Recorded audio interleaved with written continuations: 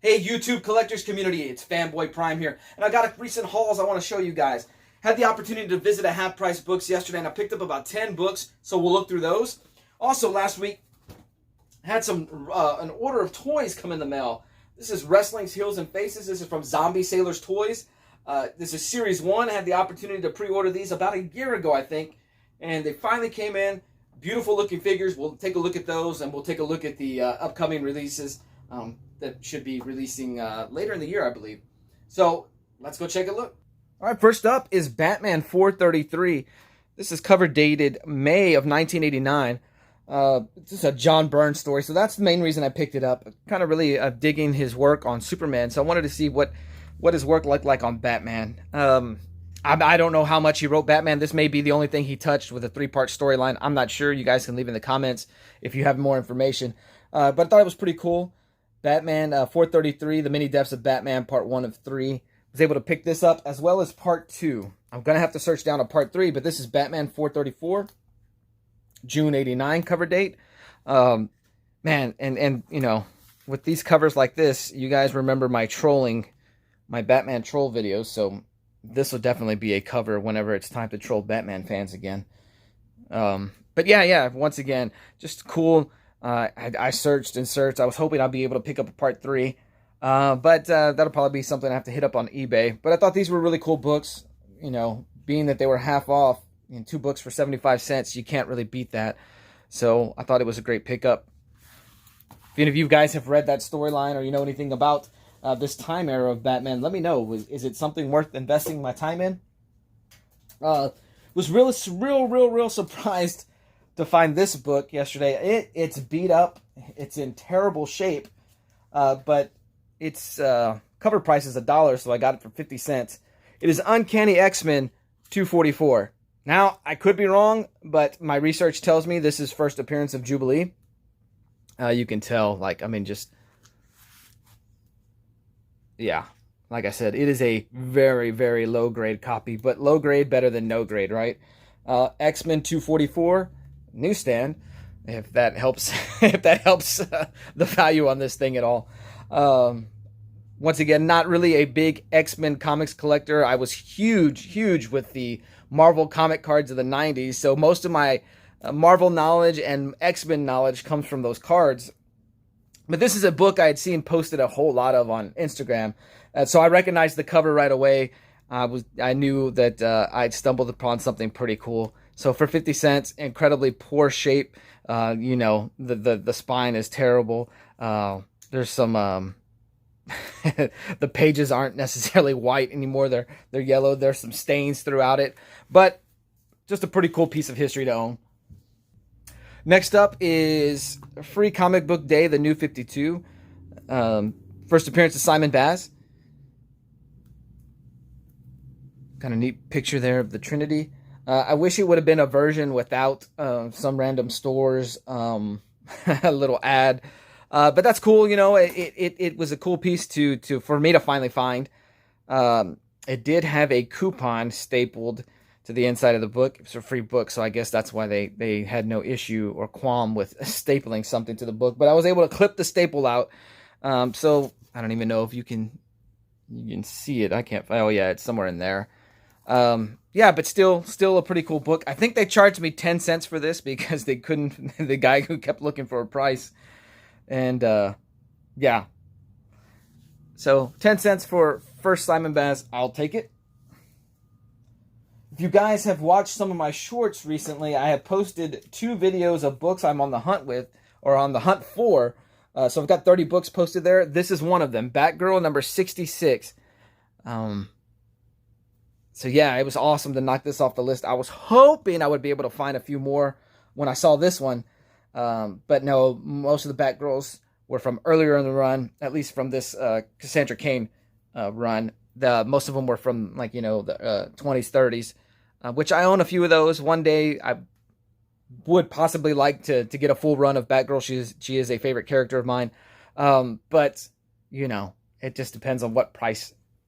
If it's worth buying. I'm trying to slim down the collection some after the ceiling came down. Had to rethink my priorities with my collection. Do I really need as much as I have? Now, this book is Aquaman 29. And this is a book I thought I needed, but it turns out I already had a copy of this. But still, just a cool cover. I'm a fan of Aquaman during the Water Hand, the Magic Water Hand era. This is cover dated June 2005.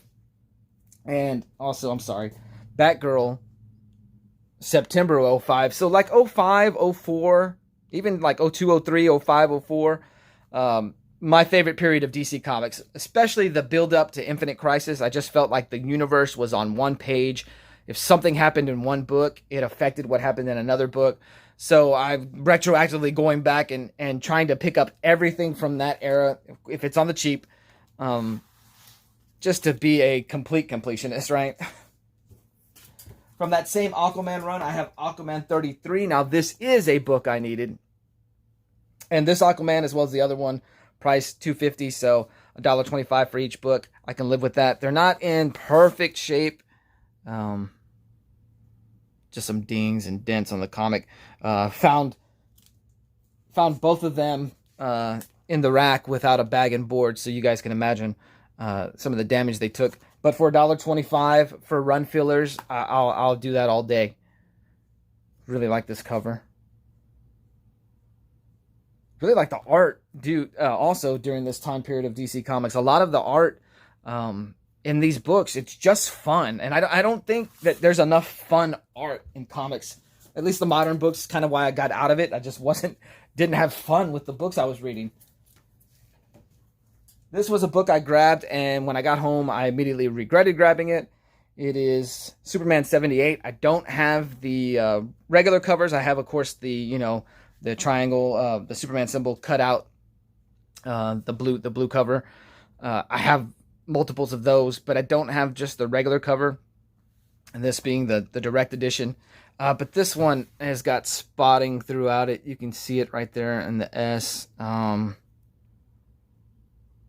Where else did I see something? Oh yeah, on the chain.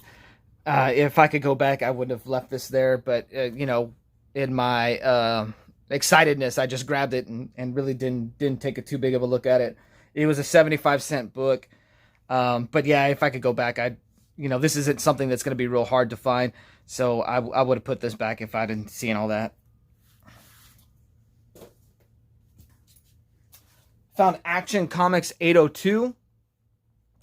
This is one I'm going to have to look up. I've been cataloging my collection, but I've been cataloging the stuff that's separated. The stuff that I read is on one side. Stuff that's unread is on another side. So I've gone through I'm up to the G's of the stuff I've read, and I don't know. This is an Action Comics I haven't read. I don't know if I own this already. If I do, okay, well, I'll find somewhere for it to go. But it's a cool cover. You guys know I'm trying to get all the Superman titles in between Crisis on Infinite Earths to Infinite Crisis. This falls in between that, so an easy pickup. Cover price $2.25, so about $1.13 for this book. I can live with that. Cover dated June 2003. Going back to this one, this was June 92.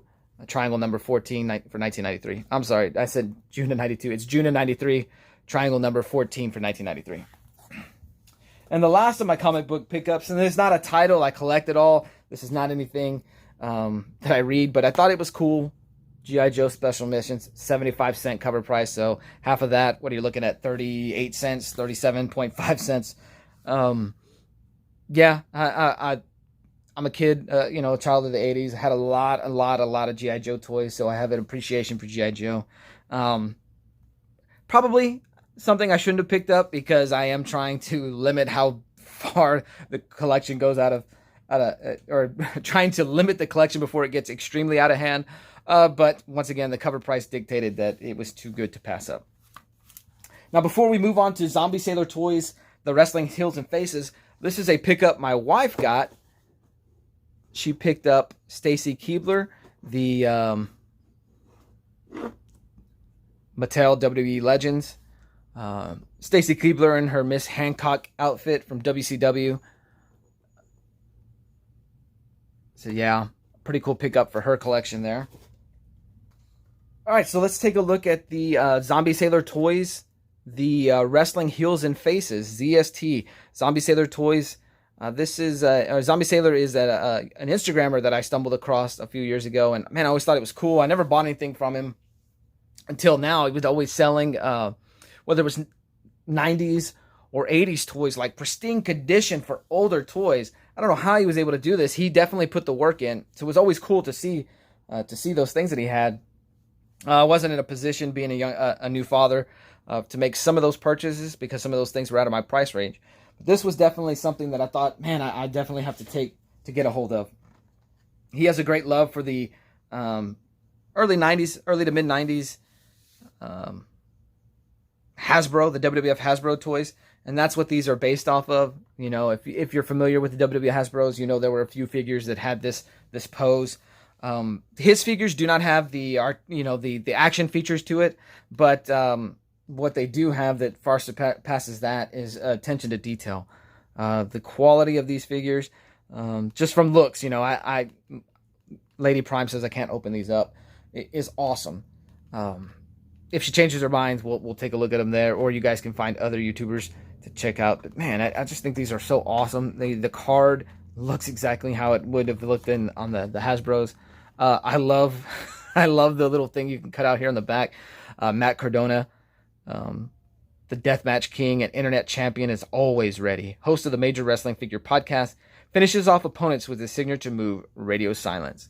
So then, just your classic card back with your Series 1s as well as those. Awesome. Truly awesome. And it's really cool to see what Matt Cardona is doing on the independent scenes now that he has, he allows himself to break away from the chains that WWE put on him. He can kind of develop who he wants to be as a wrestler. It's pretty cool. There's Brian Myers, Kurt Hawkins in WWE. Brian Myers. Known for his flawless abilities in the ring and beyond. The most professional wrestler. Love that. Also host of the Major Wrestling Figure Podcast and head trainer of the Creator Pro Wrestling Academy. So, awesome. Believe this is the first Dino Bravo toy ever released. Cool looking. Dino Bravo, the Canadian strongman, once bench pressed over 700 pounds. Bravo's strength helps him dominate opponents with ease. He has feuded with many of pro wrestling's top stars. How awesome is that? Just Dino Bravo passed away, man, maybe almost close to 30 years now. But 30 years later, he gets his first wrestling action figure. So that, I imagine that's got to be awesome for the family to see. Really, really cool. He was not one of my favorites growing up. I guess he did his due diligence as a heel. A young fanboy Prime was not happy to see Dino Bravo on his screen. There's an ECW legend, Sabu. Scarred. Man. Just awesome. Look at those pants. The homicidal, suicidal, genocidal Sabu has been putting opponents through tables for nearly 30 years. Known for his high-flying, death-defying style, Sabu's influence on the pro wrestling world can be seen in nearly every match today. Sabu's body is covered in scars from brutal barbed wire matches. So, just awesome. And last, and probably my favorite, and I probably should have ordered 2 of these, is Earl Hebner. Legendary referee. Legendary referee, Earl Hebner. And I love the facts and stats on the back of his card. Earl is pro wrestling's most well-known referee, has officiated countless historic main event matches from wrestling's biggest events. Earl is actually an evil twin. So I love that. Back from when Dave Hebner was the main referee, right? Earl Hebner was the evil twin that cost Hulk Hogan his world title against Andre the Giant. On a Saturday night. Was it Saturday night's main event or a main event? One of the two. But awesome. Well, thanks, guys. Hope you liked the video. Definitely appreciate all the growth the channel has seen recently. We're up to 76 subscribers, which blows my mind once again. Thank you, guys. The collectors community is awesome. Man. To think that I was so hesitant to start a YouTube channel because I just didn't know how it would be received. Man, just once again, it blows my mind. I'm thankful that everybody, you know, has an appreciation for what we do here on this channel with Ollie and myself, soon to be Lady Prime. One last look at the Wrestling Heels and Faces. So you've got a collector card right here showing you the 5 that have already been released. I did order the Jeff Jarrett, so that'll be coming in soon. I did not order the Danhausen. I don't know. I couldn't justify it at the time, and it's a regret now because it would be cool to own all of them. You've got the wrestlers that are going to appear in the next series. In Series 2, you got Nick Gage, Kevin Sullivan, King Kong Bundy, Andre the Giant with a blue strap or Andre the Giant with a black strap, Bruiser Brody, and Raven. I know that Where'd You Get That is looking forward to the Raven figure. So, yeah. Well, guys, thank you. Appreciate any of the views, any of the likes, any of the comments you guys leave. Definitely appreciative of the support you have shown this channel, and I'm out of here. You guys have a good one.